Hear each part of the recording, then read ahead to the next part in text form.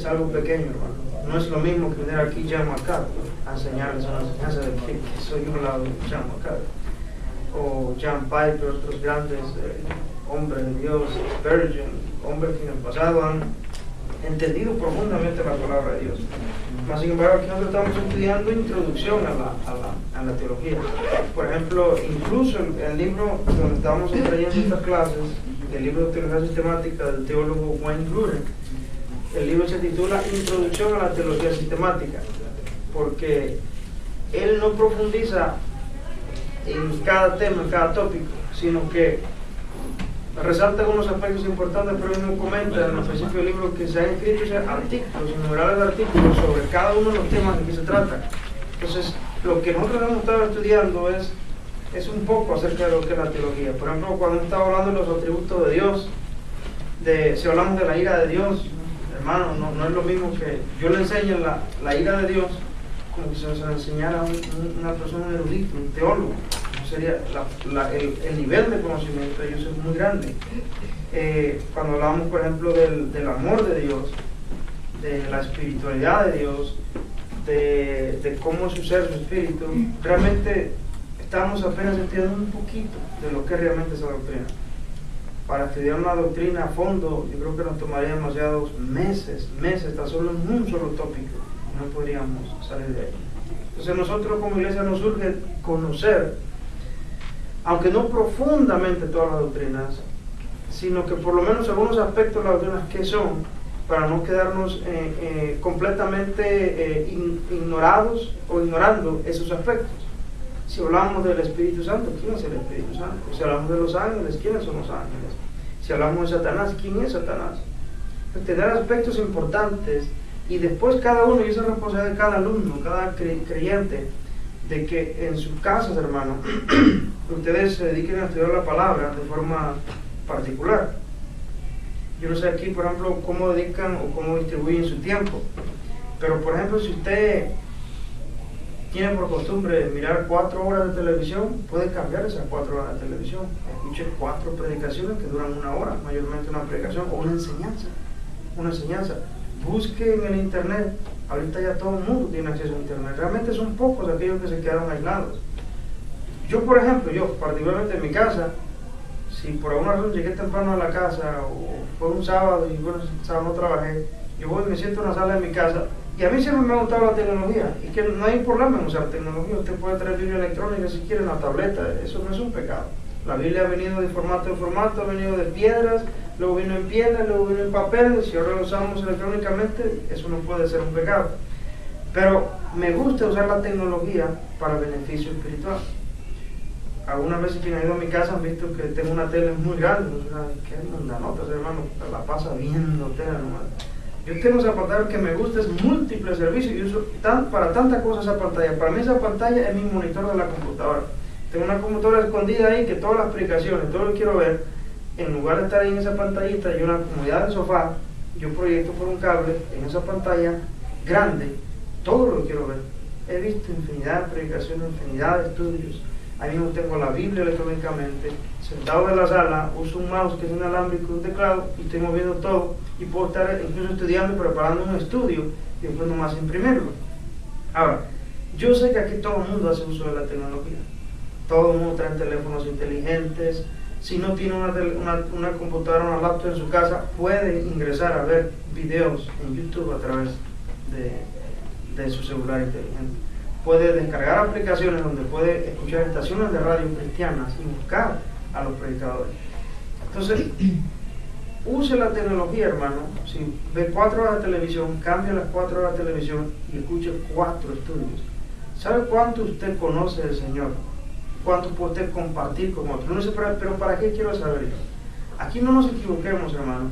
No es que vamos a buscar conocimiento de la palabra solo para llenarme de vanagloria y envanecerme para que se sepa o para sentirme bien que yo tengo mucho conocimiento de la palabra. Hermano, cuando nosotros conocemos la palabra, nosotros podemos compartir con otros. En un momento dado alguien le llega a pedirle un consejo. ¿Cómo será en esta situación? ¿Qué será? Eso sí, quién sabe. Pero usted dice, mira, yo estuve estudiando ese tema, ¿okay? Fue una serie de 4 clases con pastor fulano, tal predicador. Y ahí yo aprendí.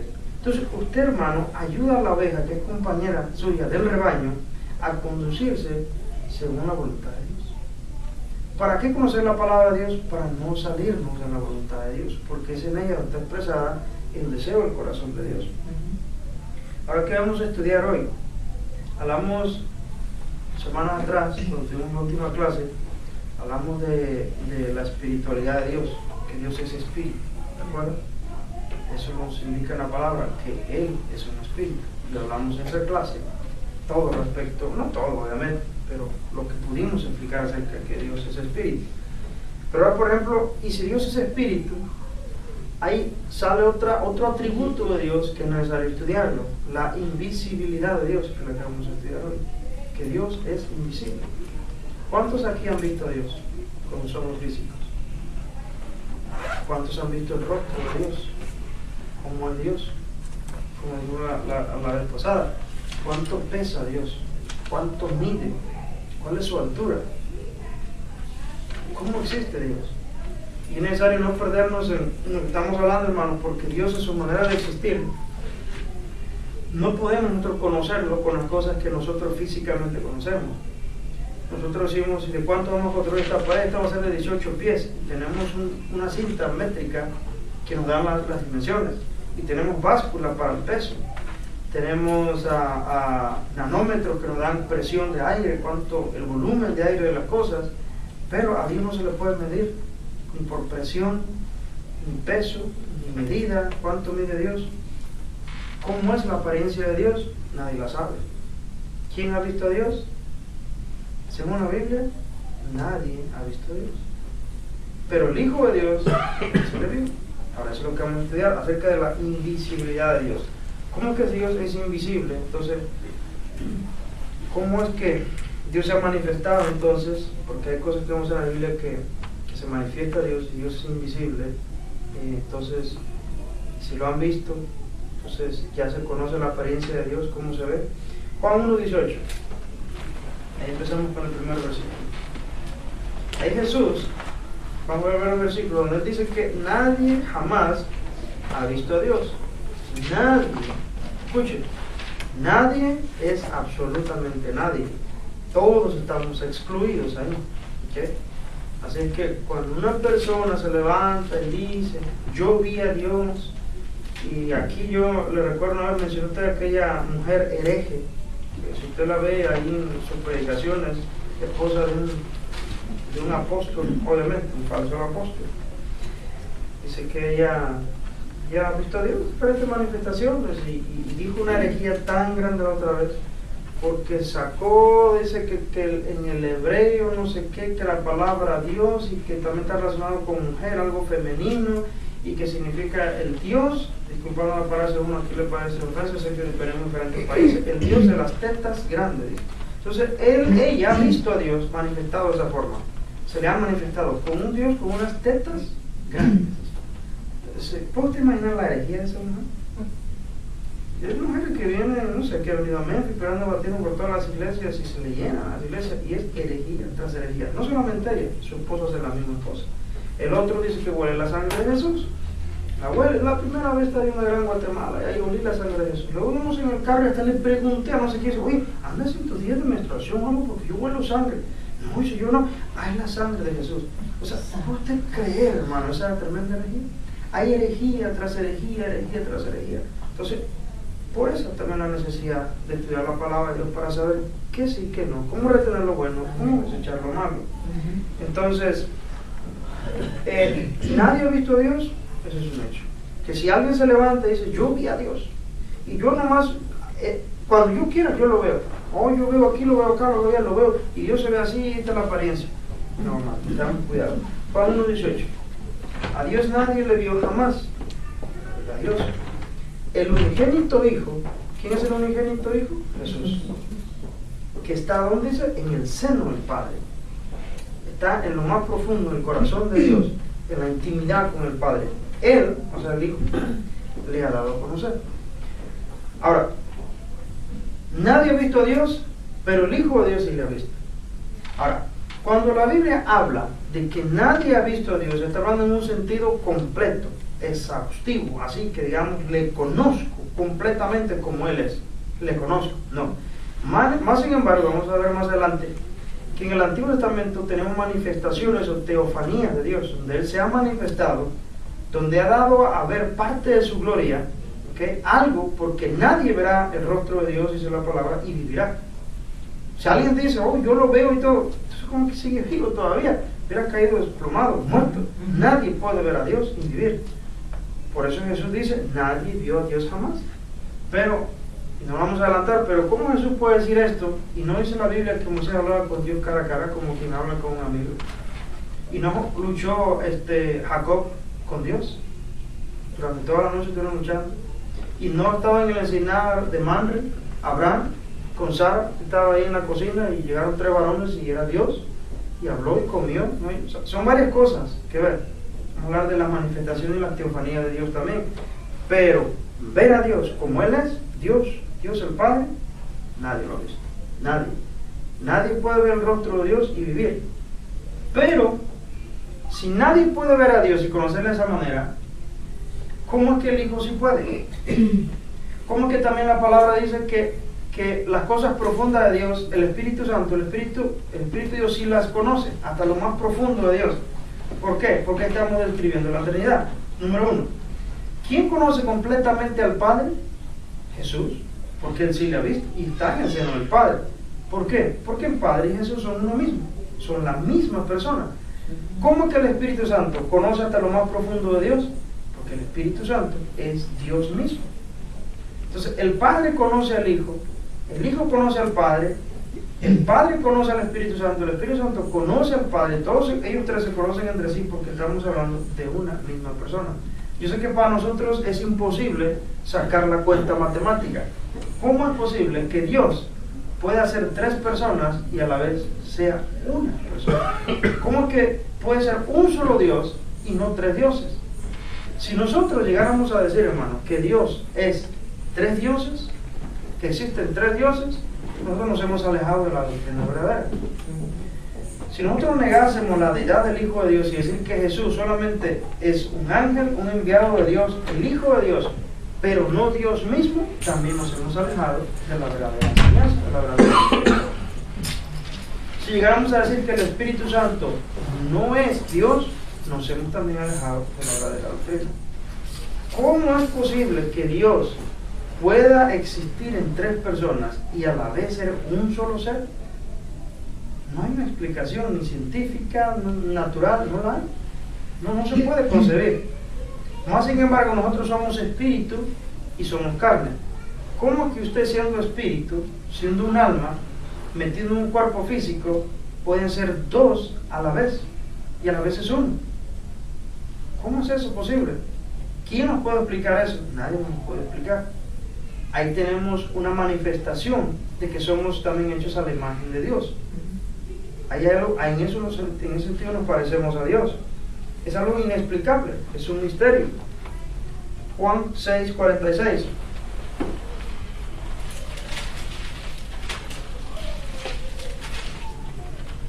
Aquí nótese la palabra cuando habla de visto, nadie ha visto al Padre, visto, habla en un sentido de conocerle tal y como Él es,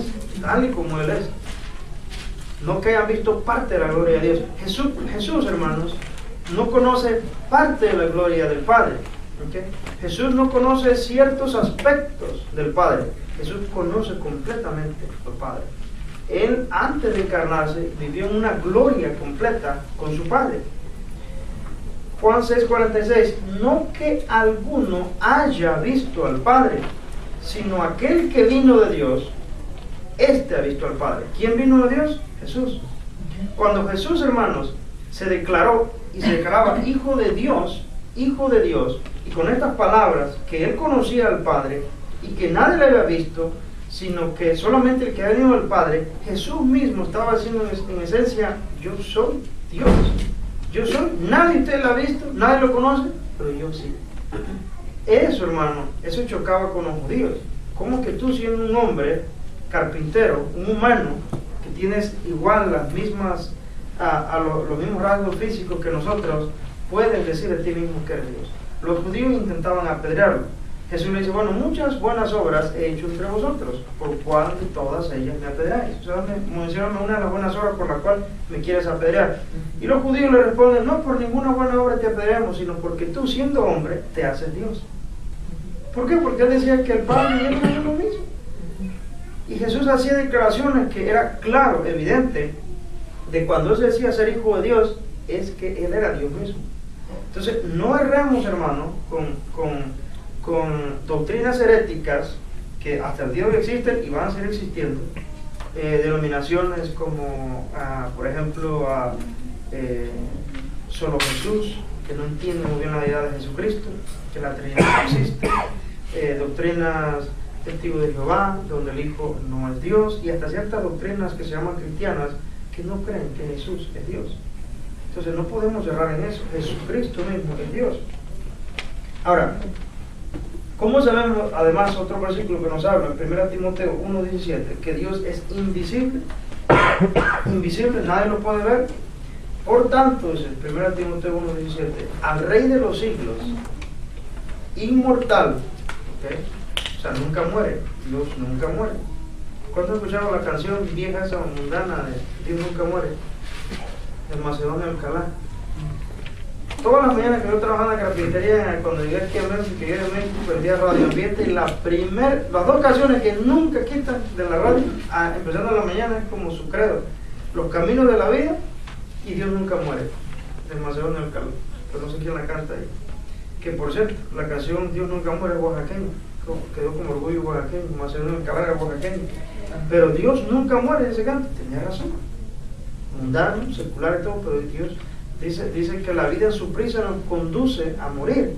Pero él, como dice la parte, no sé, no me la sé de memoria, pues es que él tiene como la esperanza o algo de que Dios nunca muere. Entonces Pablo dice que Dios, el Rey de los siglos, es inmortal. Él nunca muere.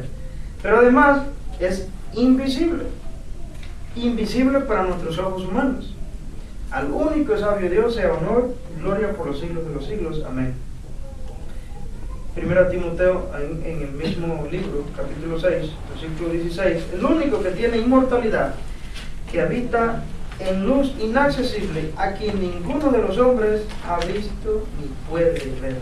Oiga, no ha visto ni puede ver, al cual sea la honra y el imperio sempiterno. Amén. ¿Cuántos hombres han visto a Dios? Ahora, y vuelvo a recalcar que aquí cuando habla visto es de visto de conocerle bien, de que pueda ver la gloria de Dios completa, su rostro, que haya visto al Padre. No, sencillamente nadie lo ha visto. Jesús dijo, nadie ha visto, pero el Hijo de Dios que viene del seno del Padre, ese sí le ha visto y le ha dado a conocer. Él sí lo ha visto. ¿Por qué Jesús sí puede ver el rostro de Dios? Ahora, los ángeles que están en el cielo conocen y ven el rostro de Dios y conocen a Dios el Padre en la misma medida que el Hijo lo conoce. No podría ser. Jesús conoce al Padre por encima de lo que los ángeles, querubines o serafines pudieran conocer al Padre. Ahora, los ángeles en este momento, hermano, en el cielo, ángeles, querubines, serafines y cualquier otro ser que nosotros se nos escape que exista y que no lo hemos quizás visto en la Biblia, o existen pero nunca están revelados, pero hay creaciones de Dios. Ellos, hermano, siguen aún conociendo a Dios. ¿Y sabe por cuánto tiempo van a estar conociendo y conociendo a Dios? ¿Por cuánto tiempo creen? Jesús dijo que los ángeles ven el rostro de Dios todos los días. ¿Okay? Ellos ven allá, y la esperanza por nosotros que también le veremos cara a cara, que veremos su rostro. ¿Okay? Bienaventurados los de limpio corazón, porque ellos verán a Dios. ¿Okay? Veremos a Dios. ¿Cómo? En la forma como lo ven los ángeles que están en el cielo. Ahora, ¿será que los ángeles conocen todo de Dios? Ya hemos estudiado aquí esa doctrina. No, hermano. El único que conoce todo de Dios es el Hijo y el Espíritu Santo. ¿Por qué? Porque Él mismo es Dios. Pero los ángeles nunca terminan de conocer a Dios. Es decir, los ángeles han visto por, ¿qué será? Trillones de años y no se multiplicaba la tercera potencia el rostro de Dios, la gloria de Dios, y aún no han terminado de verla. La gloria de Dios es interminable, es insondable, es decir, no se puede estudiar. Ellos no dejan de sorprenderse, y eso es causa para ellos de alabanza y de adoración continua, de que la belleza, el poder, la misericordia, el amor, la pureza, la santidad, la luz de Dios, que es inaccesible, nunca la terminan de conocer. Nunca. Y eso no cabe en nuestra mente. ¿Cómo es que nunca? No, nunca puede. Pero llegará un momento en que llegará y diga Dios, ay, se me acabó la gasolina, ya no sé qué más enseñarle, ya no se me ocurre nada. ¿Qué otra gloria les enseño? Para nosotros que somos finitos en nuestra mente tenemos un límite. Se nos envejece el cuerpo, se nos acaba el combustible adentro, nos arrugamos, los cielos pasarán, pero Él no envejece. Dice que los enrollará como un pergamino, pero Él permanece siempre igual, dice. Así lo dice el libro de los Salmos. Es igual. ¿Cuándo Dios envejece? ¿Cuántos años tiene Dios? No existe el tiempo, ¿eh? Y su gloria es insondable, es interminable. Los ángeles ven el rostro de Dios y aún no terminan de admirar su belleza. Su gloria será eternamente, de forma sempiterna. Nunca, nunca terminará. Ahora, si alguien aquí en la tierra piensa conocer a Dios completamente, es un completo loco, hermano. Eso merece estar en el manicomio. Si ni los ángeles en el cielo han conocido toda la gloria de Dios, si alguien aquí dice, yo no tengo nada que nadie me enseñe. Yo conozco a Dios y tal y como Él es, todo a Dios yo lo conozco. ¿Cómo sería tal cosa posible? O sea, ya no estamos hablando de un hombre, una persona, una mujer, cuerdos en su mente. No puede, hermano. No puede ver el rostro de Dios y vivir. Nosotros estamos conociendo a Dios.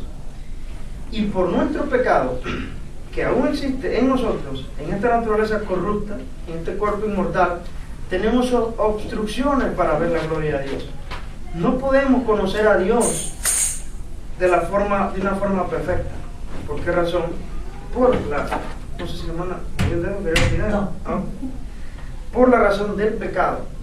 Pero cuando el pecado ya no exista, ya no tenemos este problema. Recuerda una cosa, cuando hablamos de la salvación en tres fases, la salvación. Uno, hemos sido salvados ya, ¿okay? Fuimos salvados del pecado, ya fuimos justificados, ya Dios no escribió nuestros nombres en el libro de la vida el día que venimos a Él. En Apocalipsis dice que ya estaban escritos desde antes de la fundación del mundo. Desde allá ya nos había escrito, porque de antes ya nos conoció, ya lo que antes conoció, esto mismo llamó. Ahora, y nos salvó de ese mundo. Por eso es que ya no vivimos esclavizados al pecado.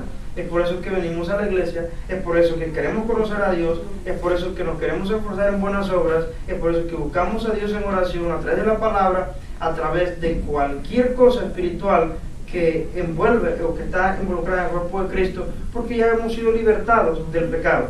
¿Perseveraremos en el pecado? Dice el apóstol Pablo, para que la gracia abunde. De ninguna manera, porque los que hemos muerto al pecado, ¿cómo viviremos aún en él?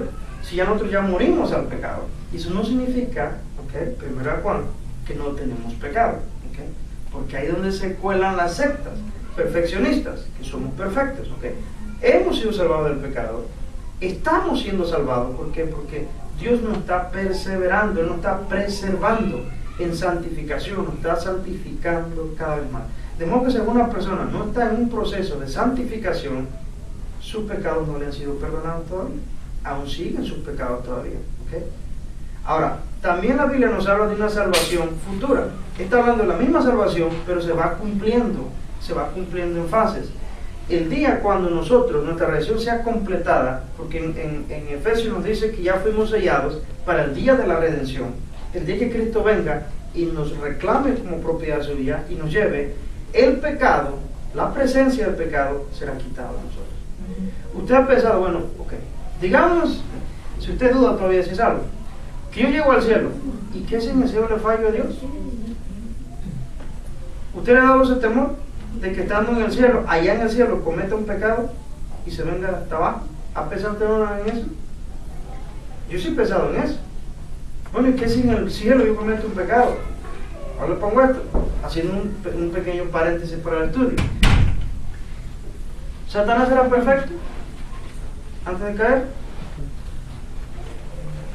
El sello de la perfección tenía, era perfecto. Todo lo que Dios ha hecho lo hace perfecto. ¿Adán era perfecto? Eran perfectos. Usted y yo nunca hemos sido perfectos. Adán sí fue perfecto. Eva fue perfecta. Del estado de perfección decidió cometer un acto de desobediencia y cayó como consecuencia esto que tenemos, que fue necesario que el Hijo de Dios viniera a salvarnos para no ir al fuego eterno. Del estado de perfección. Ahora, nosotros no nacimos en estado de perfección. Como dice el salmista David, en pecado me concibió mi madre. Nacimos ya en pecado. Si recuerdan la predicación, que cuando habla del niño que nace siendo un bebé y tiene esa habilidad de destrozar, y si tuviera la fuerza de un joven 30 o 35, lo haría pedazos a usted por quitarle un juguete, porque ya nació malo, nació en corrupción. ¿Ok? Pero más sin embargo, nosotros no somos como Adán y Eva. Ellos del estado de perfección cometieron un solo pecado, y al que es perfecto no se le va a permitir siquiera una sola desobediencia. A la primera desobediencia se va para afuera. ¿Satanás era perfecto? Sí. ¿Dónde estaba Satanás? ¿En el cielo? Sí, en el cielo. ¿De dónde fue echado? En el cielo. Okay. ¿Adán dónde estaba? En el paraíso. ¿De dónde fue echado? Del paraíso. Usted y yo nos vamos al cielo. Llegamos un día allá. ¿Y usted comete un pecado? Allá en el cielo. ¿Qué le pasaría?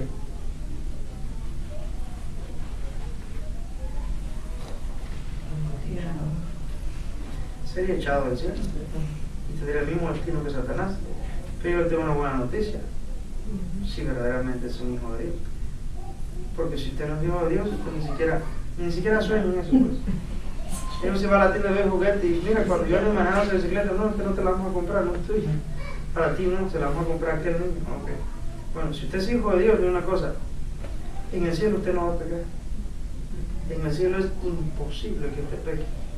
O sea, al momento, ¿cómo puede decir que es imposible? No quiere decir que Satanás está en el cielo y ya pecó. ¿Qué contradicción? No, que no es una contradicción. Es que aquí tenemos que entender la doctrina del decreto de Dios. Si no conocemos lo que es el decreto de Dios, no entendemos un montón de cosas.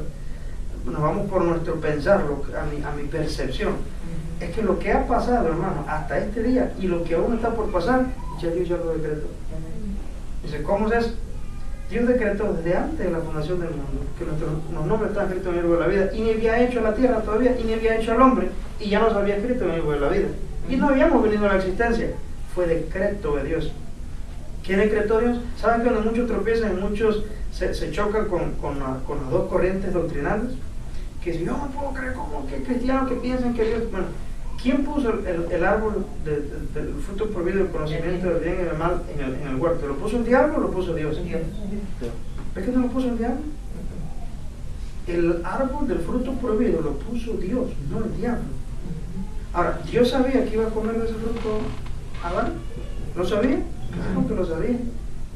¿Y no hizo nada para evitarlo? O la otra opción, como muchos cristianos ven, no, Dios no lo sabía. Lo que pasa es que Dios se presentó el problema y solucionó, dijo, y armó un plan. Dios no espera que sucedan las cosas para armar un plan. Dios ya lo decreta desde el principio. Dios decretó desde el principio, sin ser el culpable, que permaneciendo el justo y soberano, voy a hacer al hombre. Va a pecar. Yo enviaré a mi hijo, los rescataré, y a muchos de ellos que pecarán irán al infierno eternamente, y a otros yo los salvaré. ¿Quién decretó eso? Dios. Dios no esperó que sucedieran las cosas para entonces actuar. Él ya lo decretó todo. Y decretó que a esos mismos que antes conoció, los iba a llamar, los iba a santificar, los iba a glorificar, y los tendría en su gloria eternamente, y que mirarían su rostro eternamente, y los colmaría de bendiciones, como dice el salmista David, cuando termina el Salmo 23, y en la casa de Jehová moraré por largos días. Está hablando de eternidad, moraré eternamente.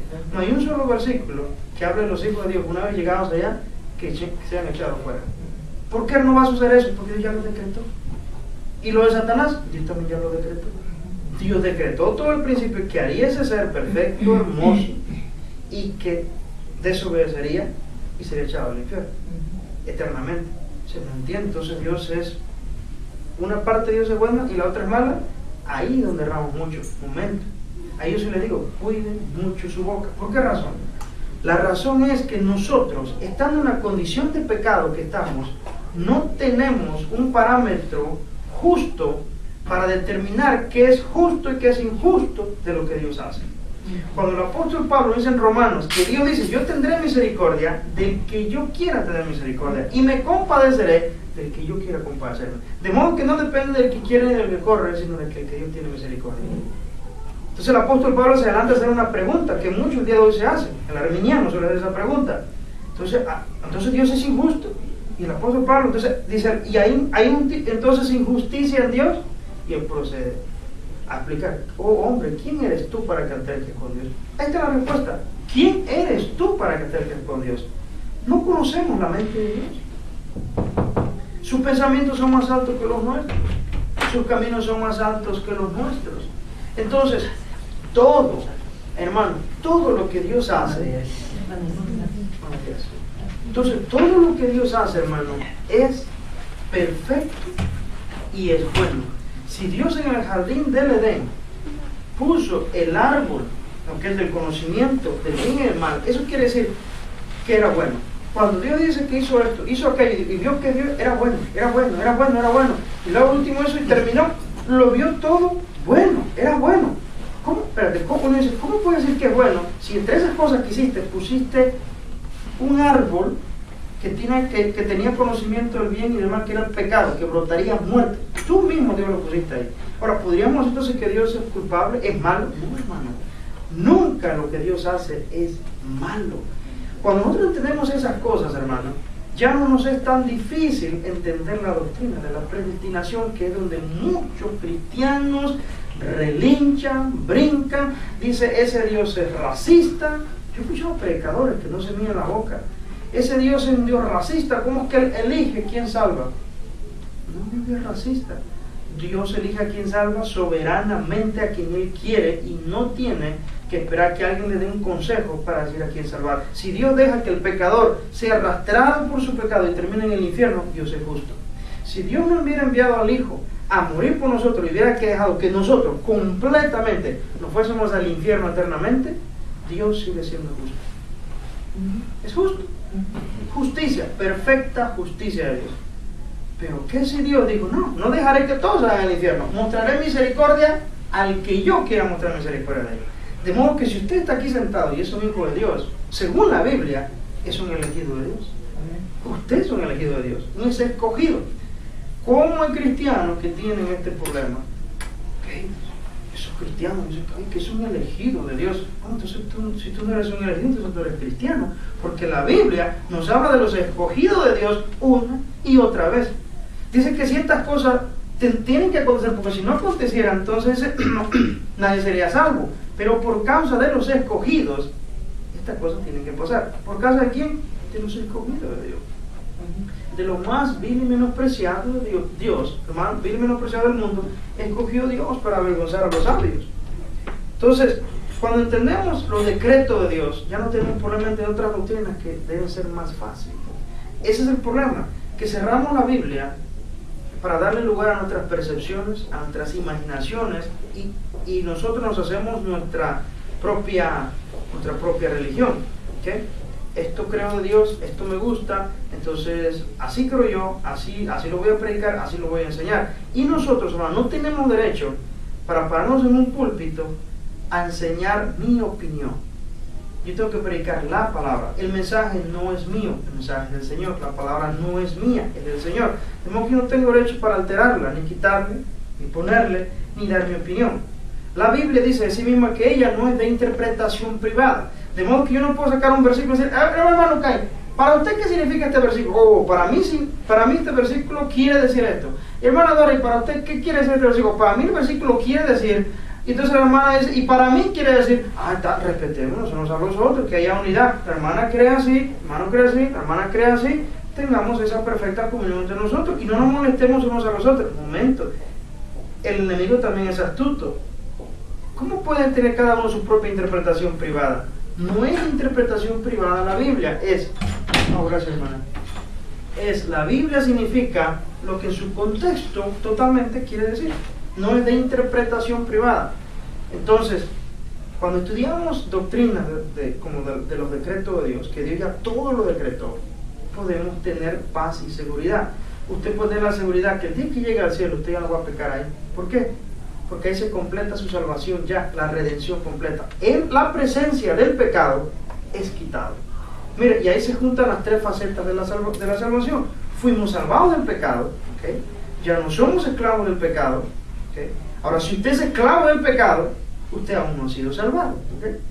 Es por eso el propósito de las predicaciones que vimos días atrás, para que no se engañe a sí mismo cada uno. La Biblia dice, examínese cada uno si está en la fe, porque el hecho que usted venga a la iglesia, eso no lo hace cristiano. El hecho que usted diezme, no lo hace cristiano. El hecho que usted ofrende, no lo hace cristiano. El hecho que usted evangelice, no lo hace cristiano. El hecho que usted predique o enseñe, no lo hace cristiano. El hecho que usted sea ordenado en un seminario, no lo hace cristiano. El hecho que alguien lo bautizó en las aguas bautismales, no lo hace cristiano. ¿Qué me hace cristiano? La fe y el arrepentimiento en el Hijo de Dios. Amén. Y eso se muestra a través de una vida justa. Da pues frutos dignos de arrepentimiento. Si usted no da frutos en su vida dignos de arrepentimiento, usted aún no pertenece al reino de la luz. Usted no está en Cristo. Pero dice, hermano, no me gusta porque me hiere cuando me escucho hablar así. Bueno, es mejor ser heridos con la verdad a ser abrazados con el error. Porque si yo no lo predico, y si usted viene de iglesias donde nunca le predican esto, le están ocultando la verdad. Y pues en nombre del amor le están dejando que usted vaya camino al infierno. Usted sabe que no está caminando con Dios, no está caminando en santidad, pero no hay pastor, no hay líder, no hay hermano que lo pare en serio y diga, hermano, examínate, estás en la fe, porque tú tienes que dar frutos dignos de arrepentimiento. Cuando tú te vienes a la iglesia en esa facha vestida y así hablas y así te comportas y allá te ven y acá sales, oye, eso no es digno fruto de arrepentimiento. ¿Estás en la fe o no estás en la fe? Entonces ya fuimos salvados del pecado. Ya el pecado ya no tiene poder sobre nosotros. ¿Por qué dice el apóstol Pablo? Porque ahora estamos en la gracia. La gracia nos da no solamente el poder para liberarnos del pecado, sino también para vencer al pecado. Ya el pecado no se enseñoreará de vosotros, dice. ¿Por qué? Porque ya no estás bajo la ley, sino bajo la gracia. Lo cual indica que la gracia nos da poder para vivir esa vida libre. Amén. Ahí está nuestra primera fase de la salvación. Luego viene la segunda fase de la salvación, que es un crecimiento en la santidad. ¿Por qué? Porque nadie, hermano, cuando uno sale del mundo y Cristo no sabe de ahí, no sabe vivir la vida santa. Es necesario que alguien nos enseñe a vivir la vida santa. Entonces, no necesitamos caer en sectas, como el otro día vi una predicación de un joven, está joven todavía, un de apellido Rodríguez, por cierto, paisano suyo, hermana Angélica, un hondureño. Sí, ¿verdad? Soy usted de Honduras. Mire, ahí hay una santidad falsa. Cuando ellos no predican la santidad bíblica, ¿saben cuál es la santidad falsa? Empiezan un montón de reglamentos que tienes que vivir en la iglesia, así tienes que vivir, para que si tú cumples esos parámetros, tú puedes ir al cielo. Mire, en esa predicación ese hombre condenaba todo. Absolutamente todo eso era pecado. Y hay quienes creen que te haces más espiritual, eres mayor en espíritu, si en cuanto más grande sea tu lista, la cual tú has hecho impías y pecaminosas, tú eres más santo. Mire, obviamente ver la televisión para ese hombre, usted está condenado al infierno si ve televisión. Usted está condenado al infierno. Así que si uno aquí ve televisión, olvídese, en esa doctrina usted está condenado al infierno. Si usted, mujer, se pinta los labios o se depila, eso es el completo infierno para usted. Bueno, llegaba al extremo el hombre, decía, ¿qué es la mujer? Cuando usa una falda, ¿ha visto usted que hay faldas que aquí tiene una cordadita?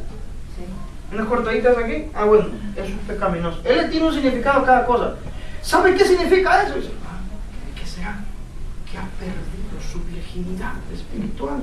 ¿Dónde saca ese hombre tales cosas? Ha perdido su virginidad. Y yo veo aquí muchachitas sentadas que vienen con su familia.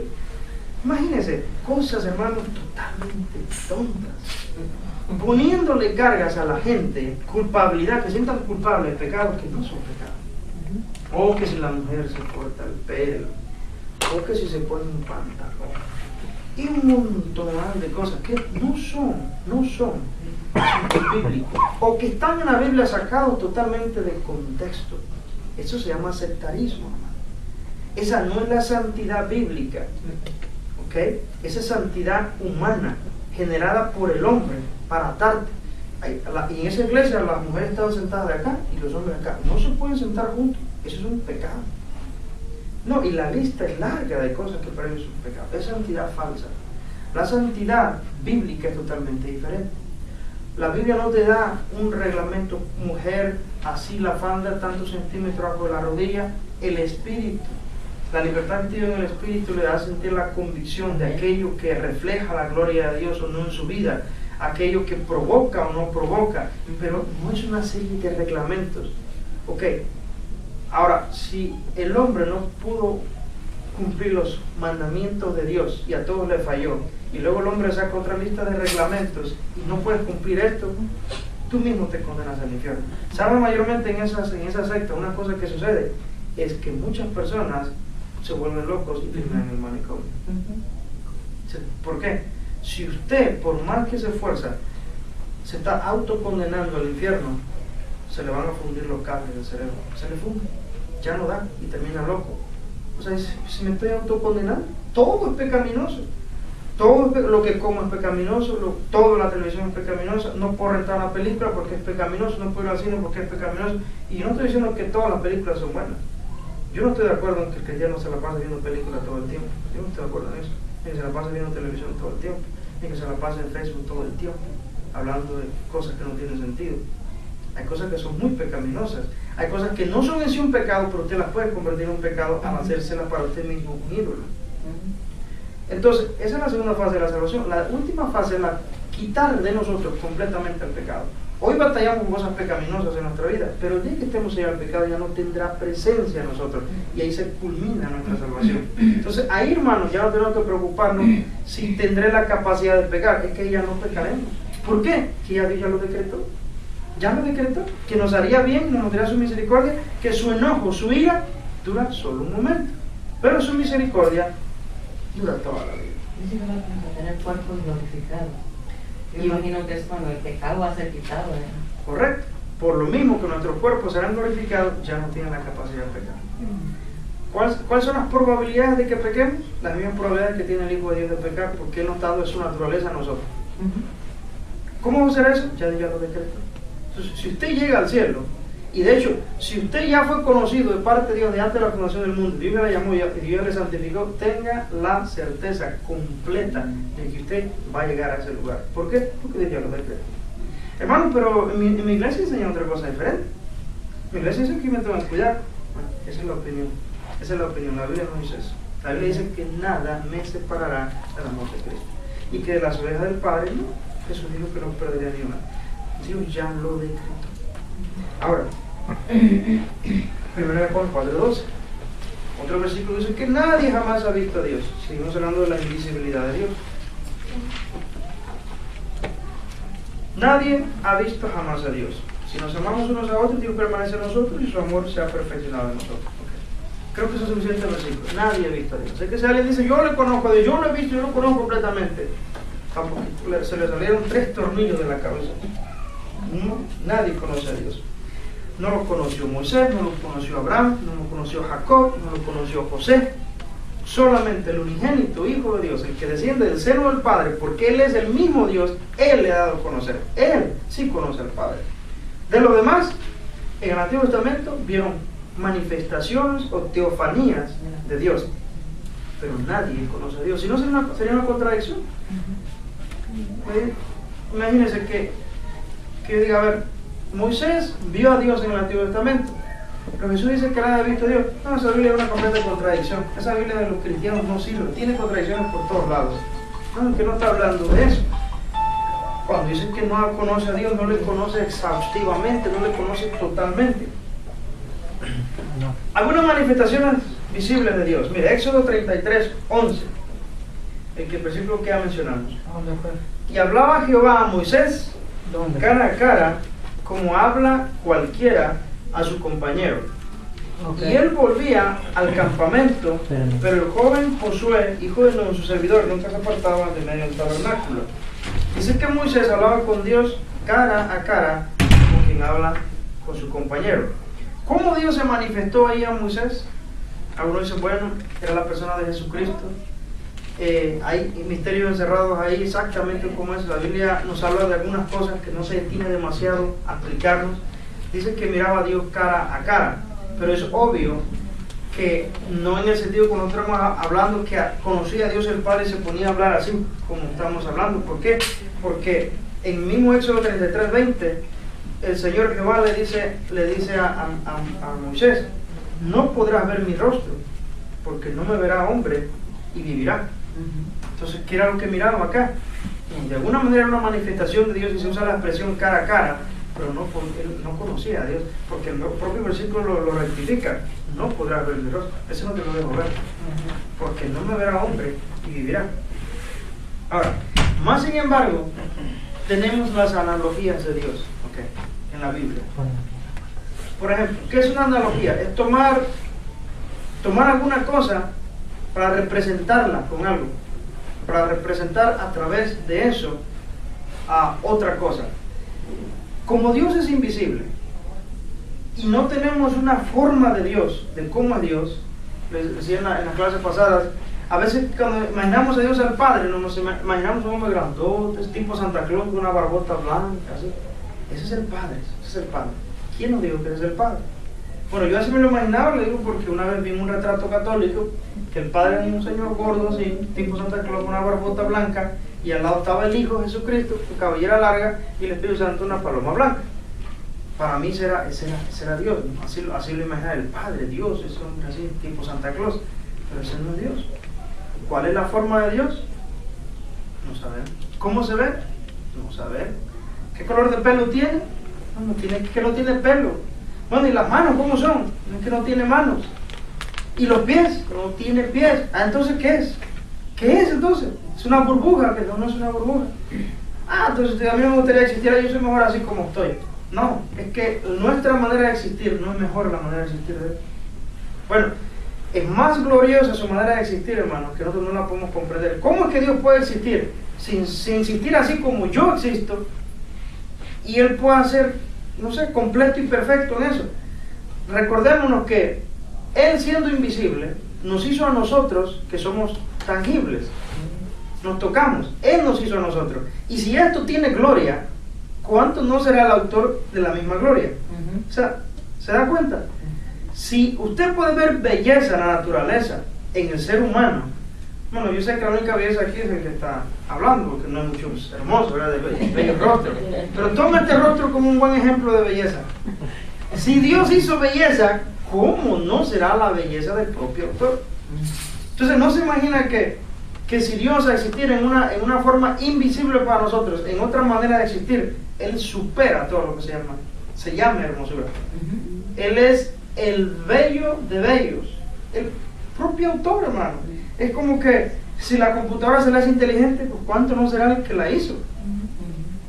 Porque Él está por encima del que la hizo. Y si los cielos son hermosos, las playas son hermosas, las montañas son hermosas, los ríos son hermosos, las cascadas son hermosas, como las cascadas de agua azul de Chiapas, ¿cuánto no será el que hizo las cascadas azul de Chiapas? Si los mares, con todos los esteros que tienen de agua turquesa y todo eso son hermosos, ¿cuánto no será el que hizo esa belleza? Entonces Dios no tiene la necesidad de existir la forma como que yo existimos. Pero más sin embargo, se usan analogías para representar a Dios. Leemos versículos como dice, la mano de Dios. ¿Pero cuál mano? Si Dios no tiene mano. Porque si no te digo la mano de Dios, no me entiendes. Es una analogía, pero Dios no tiene manos. ¿Okay? No se imagina Dios el Padre, un hombre así grandote, y le ponga a usted ciertos aspectos físicos. Salmo 19:1, los cielos cuentan la gloria de Dios y el firmamento anuncia ¿qué? La obra de sus manos, pero Dios no tiene manos. Ahora, vamos a... ¿cuánto tiempo tenemos?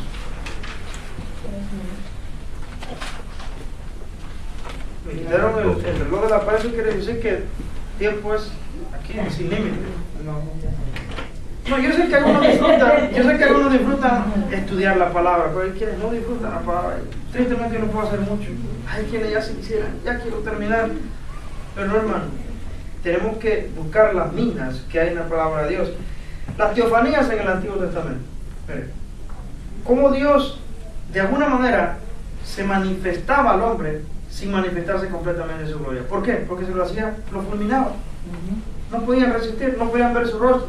De modo que Dios se ha ido manifestando parcialmente en el Antiguo Testamento a través de diferentes manifestaciones.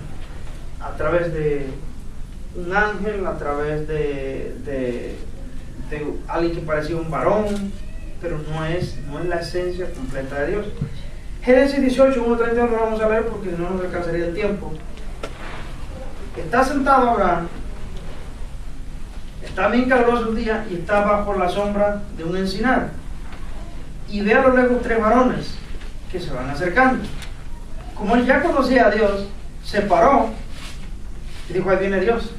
Pero él estaba viendo a 3 varones, pero supo que era Dios, y se levanta y empieza a cocinar. Y fíjense lo curioso, que los 3 varones comieron con Abraham, comieron esos 3 varones, y era Dios mismo.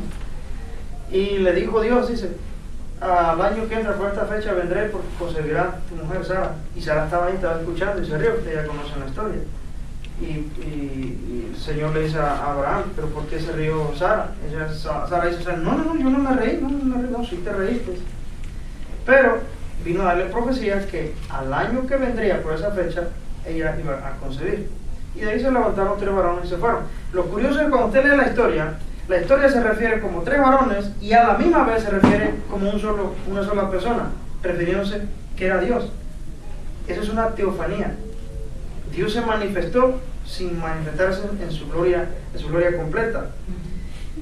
Ahora, a Jacob, y el varón le dijo: no será más tu nombre Jacob, sino Israel, porque has luchado con Dios y con los hombres y has vencido. Entonces Jacob le preguntó y dijo: declárame ahora tu nombre. Y el varón respondió, y este varón era Dios, hermano. Era un varón, pero era Dios. ¿Cómo fue eso? Yo no sé, hermano, pero era Dios este varón. ¿Por qué me preguntas por mi nombre? Y lo bendijo allí, y llamó Jacob el nombre de aquel lugar Peniel, porque dijo: vi a Dios cara a cara, y fue librada mi alma. Era un varón con que luchó, pero más sin embargo una teofanía, era Dios mismo. Son cosas, hermanos, que son muy curiosas e interesantes. Ahora, Dios también a través de teofanía se le apareció al pueblo. Éxodo 13:20. Y partieron de Sucot y acamparon en Etán, a la entrada del desierto. Y Jehová iba delante de ellos de día en columna de nube para guiarlos por el camino, y de noche en una columna de fuego para alumbrarles, a fin de que anduviesen de día y de noche. ¿Cómo los guiaba de día? Con una columna, una nube. Y de noche con una columna de fuego. Pero el fuego no era Dios, ¿okay? Eso no era Dios. Dios se manifestó a través del fuego y a través de la nube. Tiene muchas teofanías que Dios se ha manifestado, porque Él existe, hermano, de una forma que nosotros no le vemos. Y así se manifiesta a nosotros. Él rompe lo que es lo natural para manifestarse de una forma sobrenatural, solo para mostrarnos parte de su gloria, pero nadie puede decir, hermano, que le conoce.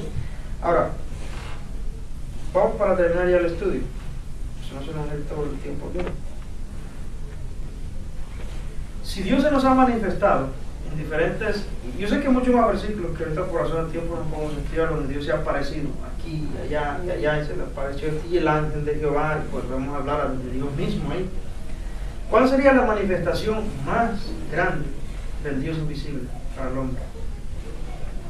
¿Puede pensar usted una? Dios ha hecho ya muchas teofanías, muchas manifestaciones, pero ¿cuál será la más grande manifestación de Dios hacia el hombre? Piensa.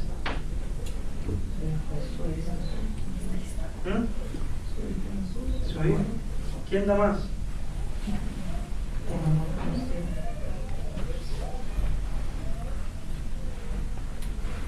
La manifestación más grande, sin duda, es en el Hijo.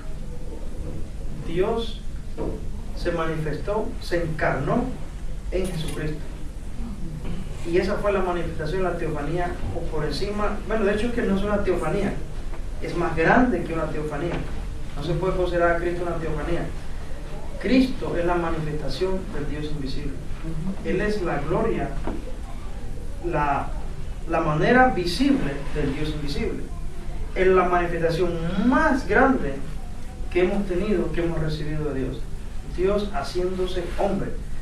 ¿Cómo se lo dice en Isaías 9:6? Un niño nos es nacido, ¿okay? Y el principado sobre su hombro, y será llamado su nombre, ¿qué dice? Príncipe de paz. Estoy tratando de recordar unos nombres, títulos que le da. Dios admirable, Dios fuerte, Padre eterno.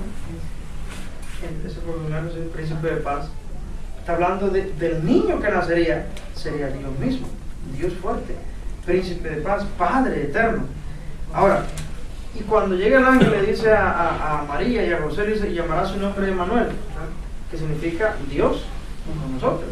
O sea, ahí está la manifestación de Dios mismo con nosotros. Juan 14:9. Jesús le dijo, tanto tiempo hace que estoy con vosotros y no me has conocido, Felipe. El que me ha visto a mí, ha visto al Padre. ¿Cómo pues dices tú, muéstranos al Padre? O sea, ¿de qué Padre te refieres? Dices que soy la misma persona. Felipe dice, no, muéstranos al Padre y nos basta.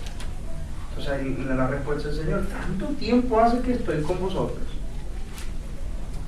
Ahí está la respuesta, yo soy el Padre. ¿Quién no entiende que yo soy, el Padre es en mí y yo soy en el Padre? Somos la misma persona, yo soy la manifestación del Padre. Yo soy Dios manifestado en carne a ustedes.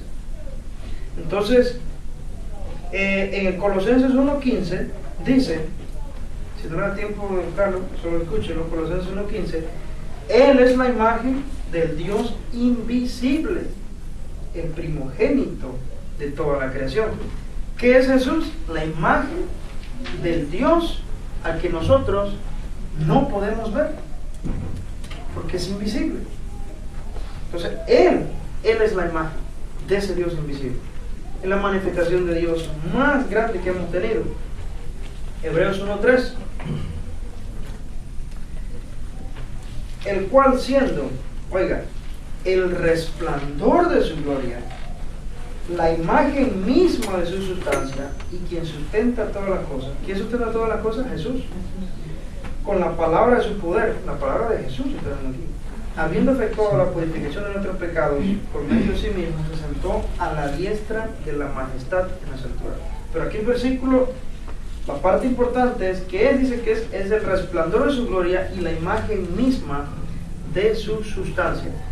Ok. ¿Qué cuando hablamos de la adoración, por ejemplo? Y si en la adoración no mencionamos a Jehová, Dios, en nuestro canto de adoración, y mencionamos a Jesús, ¿nos estaremos metiendo en un problema? ¿A quién se debe adorar? ¿Al Padre o al Hijo? ¿Al Padre o al Hijo? ¿A quién debemos adorar? ¿Al Padre o al Hijo? Díganme ustedes. No tengan miedo, porque venimos a aprender, a discutir y a pelearnos. Pero como dice que uno tiene que llegar primero al Hijo para poder llegar al Padre.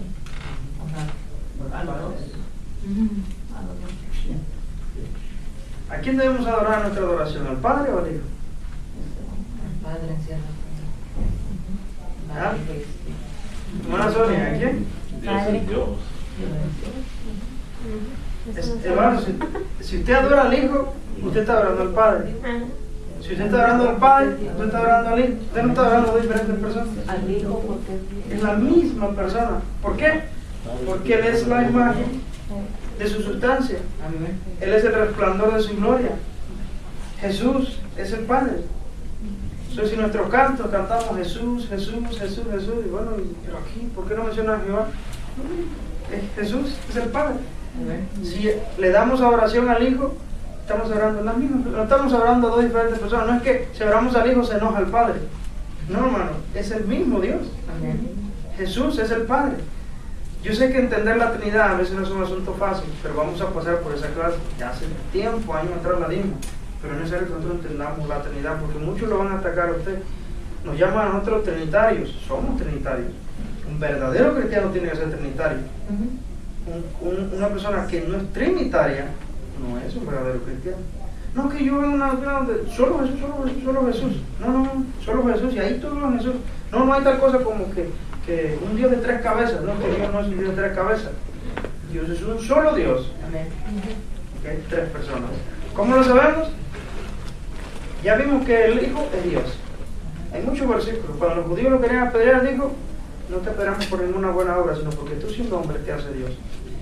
Nadie tiene problema en reconocer que el Padre es Dios, creador de todas las cosas, pero también de Jesús, dice que sustenta todas las cosas, a través del Hijo creó todo. Entonces Jesús es el creador, estamos hablando de la misma persona. Pero todo se hace a través del poder del Espíritu Santo. Jesús resucitó por el poder del Espíritu Santo. El Espíritu Santo conoce todo de Dios, hasta lo profundo de Dios. Y antes que existiera, se creara todas las cosas, el Espíritu de Dios se movía sobre la faz de las aguas. Y el Espíritu de Dios, ¿a dónde iríamos a tu Espíritu? Si subiese a los cielos, ahí estás tú. Si bajase a lo profundo, ahí estás tú. Es el Espíritu Santo. El Espíritu todo lo discierne, todo lo entiende, es omnisciente, es omnipresente, está en todo lugar. Y Jesús, no hay duda que el Espíritu Santo es Dios. No hay duda que el Hijo es Dios. Jesús dice, donde 2 o 3 estén congregados en mi nombre, allí estoy yo. ¿Cómo que puede estar ahí? ¿Qué acaso eres omnipresente? Claro, porque Él es Dios. Jesús conocía dice, no tenía necesidad que le dijeran nada del hombre, porque Él sabía lo que había en el corazón de los hombres. Jesús estaba en muchos lugares predicando, y Él sabía los pensamientos de las personas. ¿Cómo es que lo sabía si no era Dios? Claro que Jesús es Dios. Tenemos, hermanos, desde Génesis hasta Apocalipsis, al Padre, al Hijo y al Espíritu Santo claramente manifestado como Dios. 3 personas en todo el Antiguo Testamento como Dios. Ahora, erróneamente alguien puede decir, no, ya no hay mucho que buscarle. El Padre es Dios, el Hijo es Dios, el Espíritu Santo es Dios, 1, 2, 3. 3 dioses. 3 dioses. Se acabó el asunto. Se acabó. 3 dioses. No, hermano. No. Nosotros tenemos que creer lo que dice la Biblia. ¿Qué dice la Biblia? Ya nos dijo la Biblia que esos 3 son Dios, son 3 personas. Pero también dice, oye, Israel, Jehová tu Dios, uno es. ¿Cuántos dioses? Uno. Un solo Dios. Y luego en el Nuevo Testamento nos dice, porque hay un solo Dios y un solo mediador entre Dios y los hombres, Jesucristo hombre. ¿Cuántos dioses hay? No dice 3, ¿verdad? Un solo Dios. Entonces, queda la doctrina establecida. Dios existe en 3 personas y es un solo Dios. Y San se acabó. No hay lugar para discusión. Pero no, aquel dice que no, porque diga lo que diga, pero la Biblia dice que son 3 personas y un solo Dios. No lo entiendo, no te preocupes. Estamos hablando de la naturaleza de Dios. Eso se llama Trinidad. Y todo cristiano tiene que ser trinitario. Si usted viene de una denominación, de una iglesia donde le enseñaron mal de la doctrina de la Trinidad, corrija su doctrina. La Trinidad es totalmente bíblica. ¿Cómo veremos a Dios en el cielo? No se preocupe, que a mí me va a avisar que no han salido del culto todavía. Si ya está nervioso. Ahora, ¿cómo veremos a Dios en el cielo? Aquí vemos porciones de Dios, manifestaciones de Dios, teofanías, analogías. Nadie ha visto el rostro de Dios. Pero cuando estemos en el cielo, yo me adelanté a darle un poco del principio, para que ustedes tengan una idea. Cuando estemos en el cielo, si usted dice, allí sí conoceré a Dios, pero mira, todo, no habrá una cosa que Dios yo no conozca, o que haya algo por allá donde yo no pueda penetrar en Dios. No será así. Veremos la gloria de Dios, veremos su rostro. No nos da la Biblia, hermano, detalles acerca de cómo será el Padre, cómo le veremos, la apariencia totalmente cuando estemos allá, del Hijo, del Espíritu Santo. Por ejemplo, ¿cómo se ve el Espíritu Santo? ¿Cuál será la apariencia del Espíritu Santo? Aquí en nuestra existencia no nos da nuestra mente para pensar. Cuando estemos allá conoceremos al Dios Trino, lo conoceremos, aunque nunca conoceremos a Dios completamente. Y entre los atributos que ya hemos hablado, cuando hablamos por ejemplo de la misericordia de Dios, no conocemos toda la misericordia de Dios. Conocemos apenas el borde de su misericordia. Cuando hablamos del amor de Dios, tampoco conocemos todo el amor de Dios, porque eso es interminable, porque Dios mismo es infinito. Y si Dios es infinito, es decir que todos sus atributos son insondeables, son inescrutables. Nunca terminaremos de conocerlo. Y cuando lleguemos allá, estaremos en la misma condición que los ángeles y los querubines y los serafines. Veremos al mismo Dios, adoraremos al mismo Dios y llegaremos a conocer la capacidad que ellos también pueden llegar a conocer. En esa parte supongo, no sé si ellos irán un poquito más lejos o ya no llevan ventaja porque ya tienen 3 billones de años mirándolo, pero ellos tampoco conocen a Dios. Si Dios, hermano, se le llegara a un punto donde el ángel diga, wow, se acabó la ruta, se le acabó a Dios, entonces ya Dios ya no es Dios, ya no es Dios. Por eso, hermano, que me escuche esta parte. Cuando estudiamos la palabra, cada uno de los atributos de Dios es necesario que los entendamos apropiadamente. Porque si nosotros, por ejemplo, cuando hablamos, por ejemplo, de la inerrancia de las Escrituras, que la Biblia no tiene error, es importante que usted como cristiano entienda eso y lo acepte.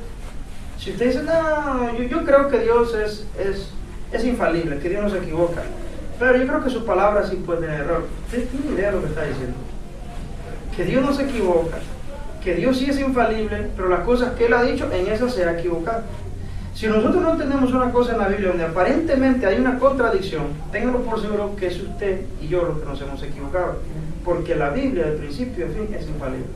Si nosotros abrimos por lo menos así, el pequeño espacio de decir, no, sí se pudo haber equivocado Dios en esta contra, aquí se contradijo, aquí es una contradicción total, y lo dijo Dios. Mira lo que le dijo a este hombre acá, y mira lo que le dijo acá. Si usted mete todo en el contexto, se da cuenta que la Biblia a sí misma se explica. Pero si usted dice, no, yo creo que sí se equivocó, usted está diciendo muchas cosas en esencia, que Dios se equivoca. Y si Dios se equivoca, usted le está llamando mentiroso, que muchas cosas. Y si Él es mentiroso, todas las promesas que nos ha hecho en la Biblia, hermano, nosotros pasamos a ser los seres más miserables del universo, porque serviríamos a un Dios mentiroso, falso, corrupto y que no guarda sus promesas, que es capaz de equivocarse. Y si fue capaz de mentir acá, ¿cómo puedo saber yo que no me mintió en otro acá? ¿Y cómo puedo saber yo que realmente vendrá por mí y me va a rescatar? ¿Cómo sabré que tendrá la promesa de la vida eterna? ¿Cómo sabré que en el momento que esté en el cielo no me meterá una patada y me tirará del cielo? Un momento de arrebato y de enojo. O sea, usted se encadena un montón de herejías por una cosa tan pequeñita. La palabra de Dios, hermano, es infalible, es inerrante, no se equivoca y además es suficiente. Si usted no cree que la palabra es suficiente, usted también está arremetiendo contra Dios mismo. Cuando un pastor, y voy a leer el final de esto, no se preocupe, cuando un pastor, un líder, dirige una iglesia sin la palabra de Dios, no cree que la palabra de Dios es suficiente, porque él tiene métodos de alcance. Aquí tenemos una estrategia estupenda. Aquí estamos con el método G12, y con el G12 en 6 meses ya alcanzamos la mitad de Memphis, y en un año ya alcanzamos todo Memphis. Es un método excelente para llenar la iglesia, y no usa la palabra de Dios. O vienen a predicar y nos hablan de su vida, nos hablan de su experiencia, lo que han vivido, dónde fueron, y que porque mi suegro y los chistes de la suegra que nunca faltan. ¿Para qué nosotros necesitamos escuchar chistes y comedia?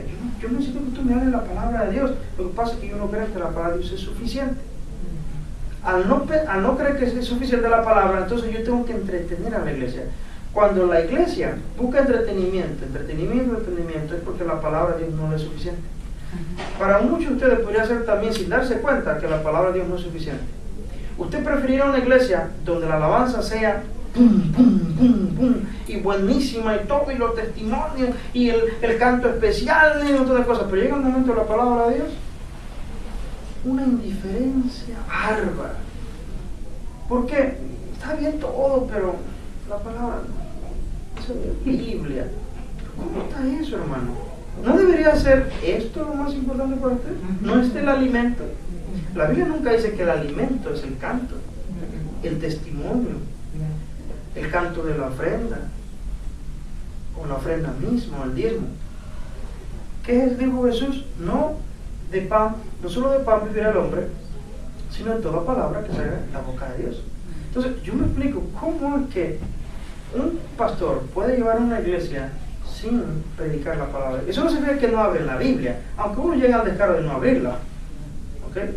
Hablan de ciertas frases que Sócrates dijo, no sé qué, y empiezan a introducir sus estrategias de mercadotecnia para hacer crecer a la iglesia, y hay de todo tipo de temas que se toman en la iglesia, temas de sexualidad y un montón de cosas. Yo no sé de dónde ponen ese tipo de cosas, pero la palabra de Dios permanece ahí sin ser minada, sin ser explicada. ¿Por qué? Porque no creen que la palabra de Dios sea suficiente. ¿Qué otra cosa muchos creen que no es suficiente? Y yo lo dije aquí una vez. Creo que el tema que más uso como ejemplo es: a veces quisiéramos saber más del cielo, ¿okay? Y del infierno. Digo una cosa: confórmese con lo que la palabra de Dios nos ha revelado. Amén. Si usted no se conforma acerca del infierno y del cielo con lo que la palabra nos reveló, usted está remitiendo contra Dios mismo y lo está llamando a Dios un Dios no muy inteligente, porque yo debía haber sabido más del infierno y Él no me lo dijo. Y cuando viene el fulanito allá, que dice que fue al infierno ya 3 veces, y nos trae los pormenores de cómo es el infierno, y el letrero, y qué tipo de letra es, y los colores, y cómo se ve, y de ahí lo mandó al cielo, usted le paga $30 para ir a ver a ese falso, para ir que le diga del infierno, cómo se ve, y del cielo, cómo se ve, pero usted le da una importancia mínima de lo que aquí diga acerca del cielo y del infierno. Usted no cree que la palabra de Dios es suficiente. Y no nos damos cuenta. Mire, una persona puede brincar de alegría porque una gran revelación vino el fulano, el pastor, y dijo esto, él se murió y dijo que el infierno así. No, pero el hermano, la Biblia no dice nada de eso. No, quito puro Biblia, ¿para qué Biblia? Puro Biblia. El hermano lo vio, el hermano dice que hay 1200 grados de calor en el primer pasillo. En el segundo pasillo hay como 8500 grados de calor de la temperatura. La Biblia no dice nada de eso. No, ahí vio a John Lennon, ahí vio a Selena que estaba ahí y me dijo, y Selena le mandó un mensaje. Dice Selena, no, salte esta cosa. 7 colombianos que fueron al infierno. Todo tipo de cosas. No te es suficiente lo que la Biblia no dice ese tema. No, el hermano dice que él ve demonios. Y dice que el demonio que rige en tal terreno, eso tiene 8 dedos en esta mano, lo que sea. Y que dice, hermano, la Biblia no habla de esas cosas. No se mete en esos temas. No seamos extra bíblicos. Cuando somos extra bíblicos, creemos que bueno hubiera sido que Dios se hubiera acordado de nosotros y nos hubiera puesto en su palabra cosas que realmente necesitamos, porque hay cosas que son ya anticuadas, pero ahora ahí tenemos nuevas revelaciones. ¿No han visto los apóstoles de hoy cómo se paran? Y yo recibí una revelación. Tienen sus nuevas revelaciones, nuevas, de todo tipo de cosas. Dios me reveló cómo se tiene que decir la iglesia. ¿Cómo que Dios te la reveló? ¿Qué ya está en la Biblia, pues? Dios me reveló cómo tiene que llevarse el ministerio. No dice la Biblia cómo que tiene que ser ese ministerio. No, a mí Dios me lo reveló. Esos son los falsos apóstoles. Y nosotros, por no conocer la palabra, caemos presa fácil de ese tipo de falsos apóstoles. Y la consecuencia, finalmente, uno lo puede dirigir al infierno. La otra es que lo deja en su bolsillo totalmente seco. Lo desarma. Entró usted con su cadenita, su esclavita, sus aretitos, salió sin nada, ya lo dejó enfrente. Ya lo dejó en el alfolí. Aretes y todo ahí, porque el Señor me dice. Y el Señor dice que si tú le sueltas esto, y lo despojan, lobos rapaces. Seamos entonces, hermanos, cuidadosos cuando digamos la palabra de Dios. Seamos cuidadosos. Lo que la palabra nos ha revelado es suficiente. ¿Quiere usted conocer más acerca de algo? Estudie más la Biblia. No vaya, pregúntele al superapóstol. Para empezar, los apóstoles ya no existen el día de hoy. Apóstoles no hay. Cualquiera que se levanta como apóstol es un falso apóstol. Los 13 apóstoles, incluyendo a Pablo, esos fueron únicos y ya no se vuelven a levantar más. Cualquiera que diga, yo soy un apóstol, no le ponga atención. Es más, huya de él. No es un verdadero apóstol.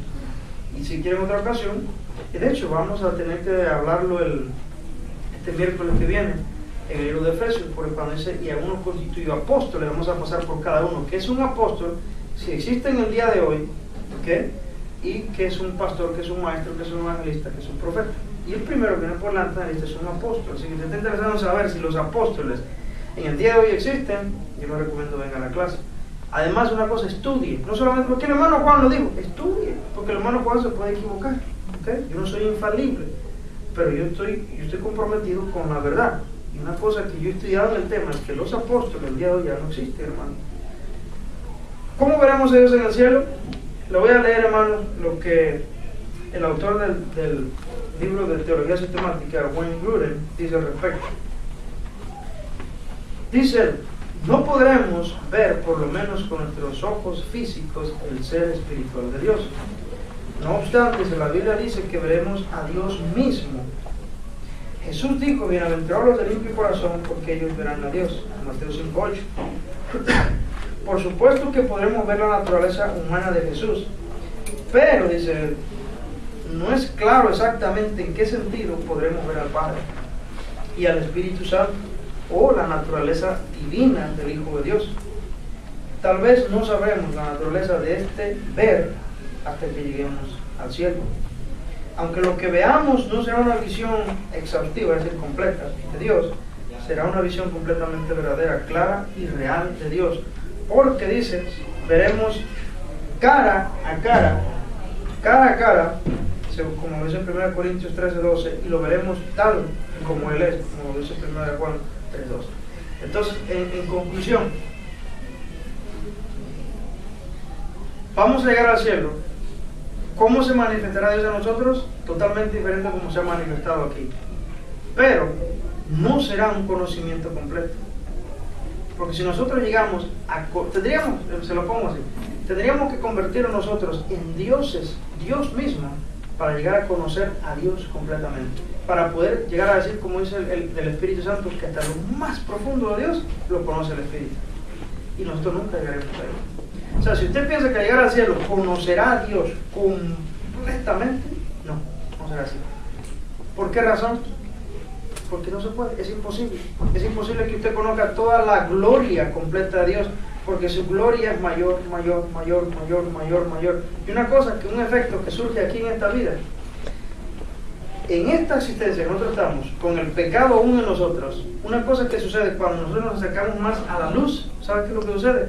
Resaltan más nuestras manchas. De modo que cuando usted ve a un cristiano que se solito, se espiritualiza y habla de mucha santidad hacia él, y no ve sus pecados, lo más probable es que esté en una religiosidad. ¿Por qué razón? No se está acercando a la luz. Porque cuando los hijos de Dios en la Biblia se han acercado a ver la gloria de Dios, ¿saben qué es lo primero que gritan y dicen? Lo primero que sale a relucir: siendo yo, dice el profeta, inmundo de labios he visto al santo.